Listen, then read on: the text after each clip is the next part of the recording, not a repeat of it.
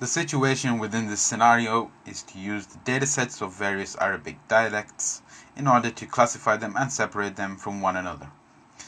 These various Arabic dialect texts are different and have small changes in between each of them, which need to be classified separately.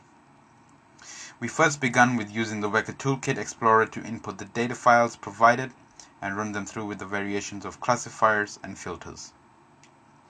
We had decided to use the StringToWordVector filter as the default standard. We had found that this was the best filter to be used in this particular case. We then searched for what would be the best classifiers to be used for this type of dataset.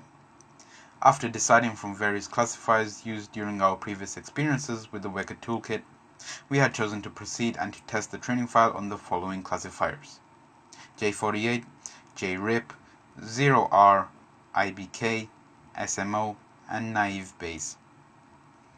We had then run and recorded the results as shown. The classifiers chosen had default settings, as we found that changing the settings of the classifiers didn't change the results so greatly and in many cases had actually reduced the accuracy.